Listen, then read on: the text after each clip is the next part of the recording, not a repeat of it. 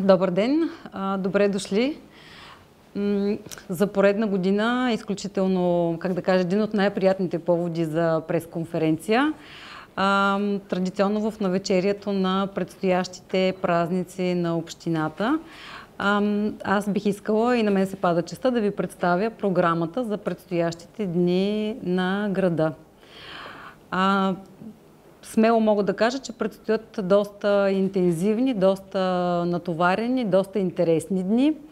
Знаете, ние традиционно се стараем в програмата на общината за дните да бъдат включени традиционни събития. Тази година сме включили и нови събития, както в спорта, така и в културата. Знаете, имаме традиционно пленера, който започва пръв. След това имаме от миналата година детски пленер, който е едно своеобразно продължение на националния пленер, художествен. След това ще има лятно кино под звездите, традиционния пиано бар, културни инициативи, които са подкрепени финансово от община Хасково, автокино под звездите, гостуване на любими български изпълнители.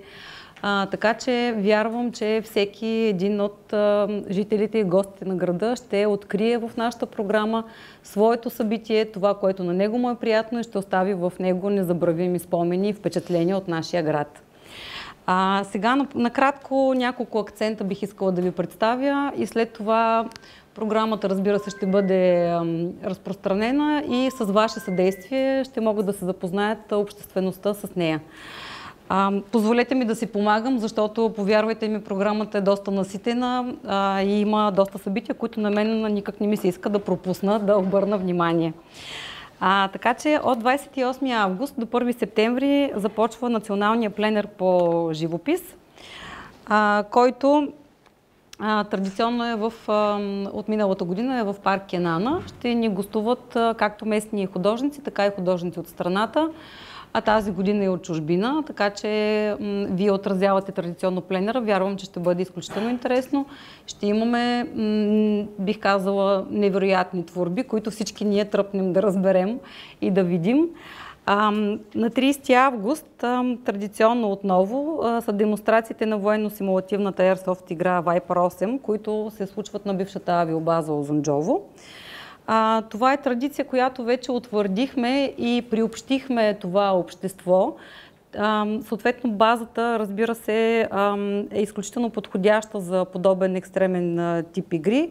И те намериха на територията на общината и на територията на летището, как да кажа, своето място, което за поредна година ще осъществят симулативната игра. На 2 септември е изложбата от пленера по живопис, знаете, в галерия Форум, след което своеобразното продължение е детския пленер, където децата на Хасково с изключителен интерес рисуват на темата, която е имал и пленера, където са рисували така наречените големи възрастни утвърдени творци в сферата на живописта. Така че тази приемственост и този пример е изключително позитивен за децата. Това вече го показаха предишните издания на мини пленера. Така че това от една страна провокира и техния интерес към школите в града, към рисуването и по този начин децата, разбира се, намират и изява за своите таланти в тази област. На 2 септември в 8 часа е и първата вечер на пиано бара под звездите. Той, разбира се, традиционно ще бъде в пространството пред читалище Заря. Най-доброто парти бих искала да кажа на открито в това пространство. Там за поредна година очакваме да се получи изключително приятна вечер. Знаете, хората на открито в тази приятна обстановка се веселят с, разбира се, партньорите ни Веси и Ник, които са изключителни професионалисти. Това е един изключително позитивен старт, така да го нарека, на празничната седмица с пиано бара. Така че каним всички, които са почитатели на шоуто под звездите. Разбира се, за поредна година нашите партньори са подготвили изненада, която позволете ми да споделя тук, че ще бъде изненада и за нас, така че очаквам с нетърпение да разберем каква ще е тази година тя. На 3 септември, както казах, е пленера за деца. Той, мисля, че повече няма нужда да говоря за него. Знаете, е изключително добре приет от школите и от децата.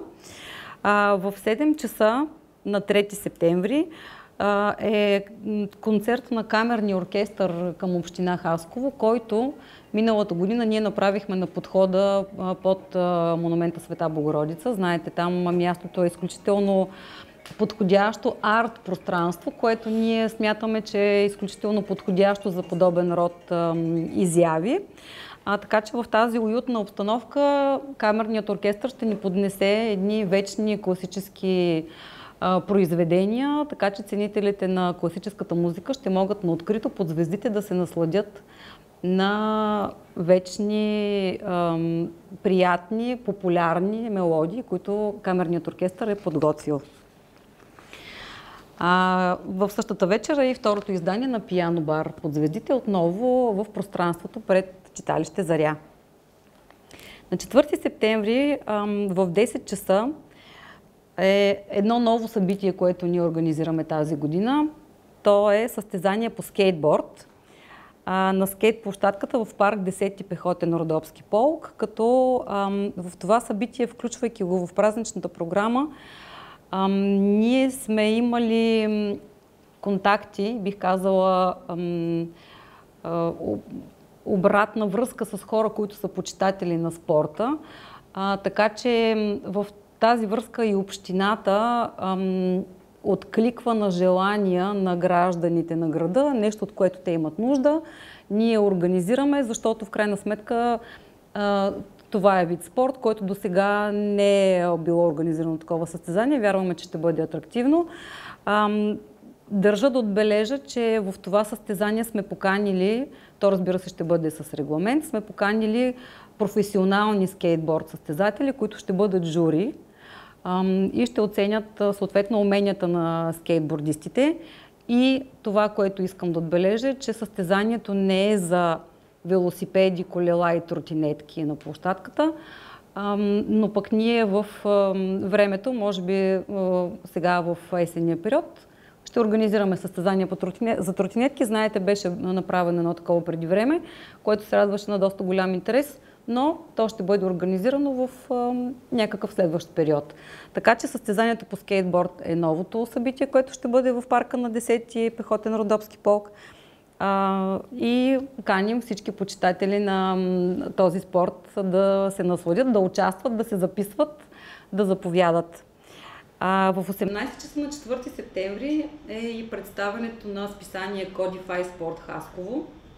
Това е едно издание, което е подкрепено по програма Културни инициативи от общината. Представянето от страна на авторите ще бъде в Кирковото училище. Знаете, това също е едно пространство, което ние съвместно с регионален исторически музей така популяризираме, развиваме, защото там има наистина голям потенциал, а и привличайки гости и хора от различни части на страната, които ще гостуват на представянето на списанието. Популяризираме както града, така и съответно обектите, които са с историческа стойност за нас. В 20 часа на 4 септември продължаваме с голямото градско диджей парти.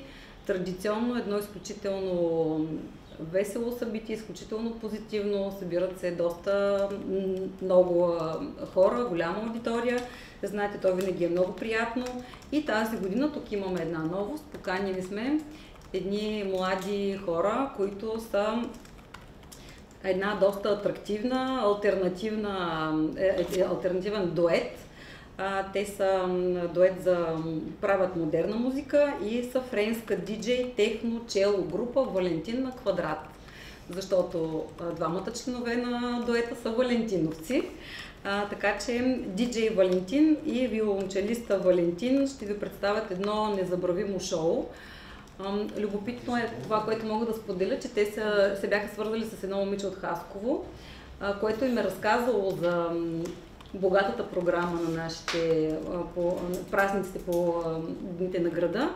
И така тя, споделяйки им тази богата програма, те са изявили желание и са преценили, че тук има аудитория и с удоволствие биха представили изкуството си, така че ние ги поканихме и те ще ни гостуват в рамките на голямото градско диджей парти.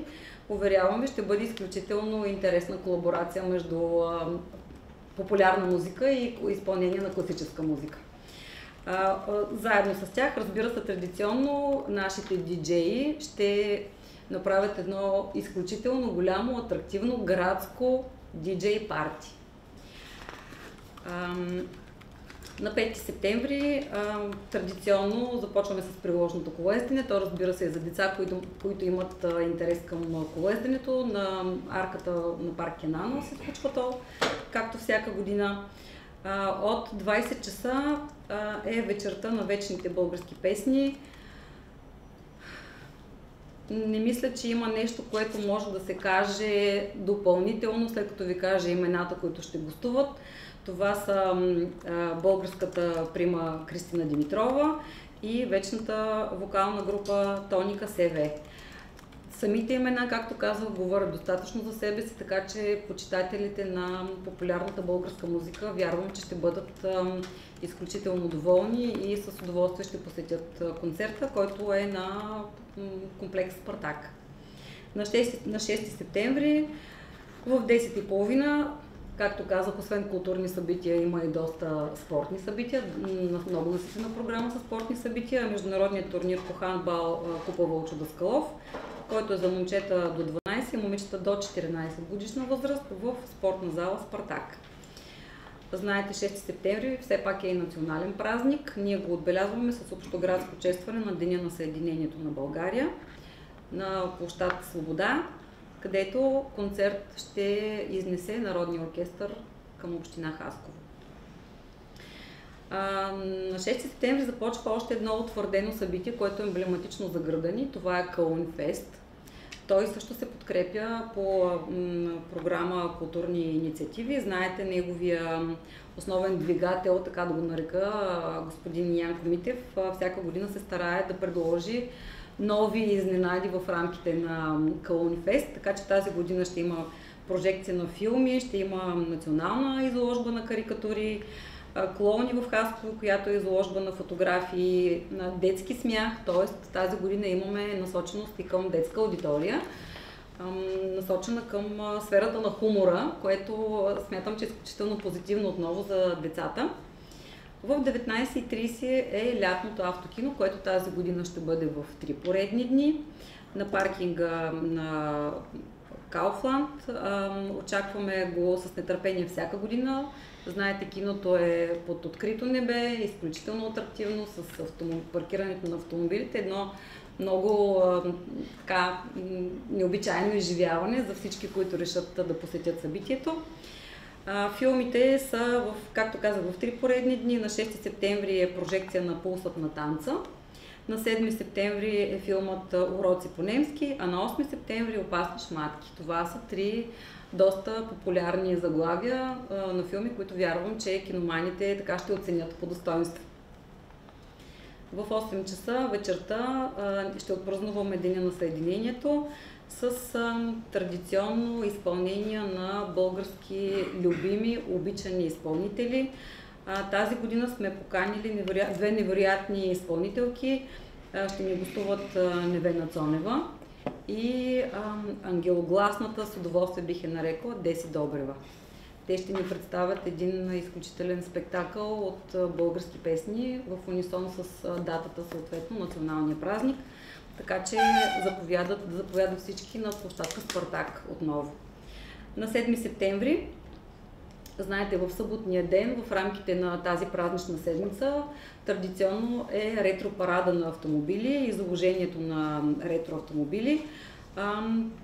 Това ще се случи отново на площад Свобода с участието на група Прима Виста, която ще се погрижат така за едно добро музикално настроение, оформление, докато хората се наслаждават на красотата на ретро-автомобилите.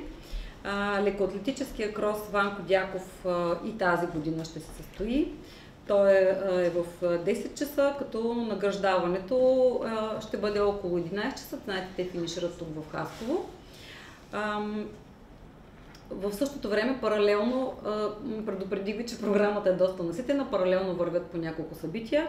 В 11 часа Калунфест в пространството пред театър Иван Димов ще има отново превърналите се в традиционно събитие карикатури на различни карикатуристи на живо. Хората ще могат да получат своята карикатура или да си закупят такава. Така че в пространството пред Иван Димов ще се обособи отново една своеобразна артистична художествено пространство, където хората ще могат да получат така нестандартни шаржове и карикатури. Наблюдението ни и отзивите от хората от града и гостите са изключително позитивни по повод на това събитие, така че вярваме, че то отново ще се радва на голям интерес. Лятното автокино, както казах, продължава на 7 септември и това е датата, на която ще се случи отново превърналата се в традиционна балканска вечер в Хасково. Тази година наши гости ще бъдат Джулия и невероятната, отново бих употребила такава дума, Есил Дюран, която ще предложи на любителите на музиката, да знаете, музика в сферата на джаз, изпълнения, поп-фолк, поп, така че всички любители на тази музика, а защо не и хора, които тепърва ще открият, могат да заповядат на концерта на 7 септември на площадка Спартак. Кулминацията на празниците, разбира се, 8 септември, Денят на Хасково, Рождество Богородично. В 8:30 празничната литургия по повод Рождество на Пресвета Богородица е традиционно в църквата с Успение Богородично. И в 12 часа ще се състои традиционната тържествена сесия на Общински съвет Хасково по повод 8 септември, на която, знаете, се връчват отличията почетен гражданин на град Хасково и почетен знак на града. Сесията ще се състои в драматично-куклен театър, в голямата зала на театър Иван Димов.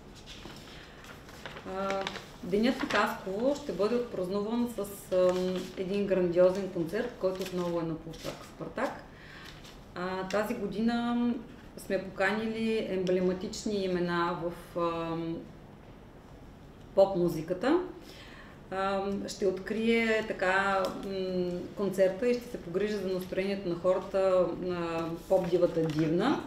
Знаете, за нея просто няма какво да се каже. Една изключително атрактивна млада изпълнителка с много почитатели, но дамата, която ще последва след нея, ненадминатата, бих казала, изключително обичана от всички, Мария Илиева, ще бъде звездата на вечерта.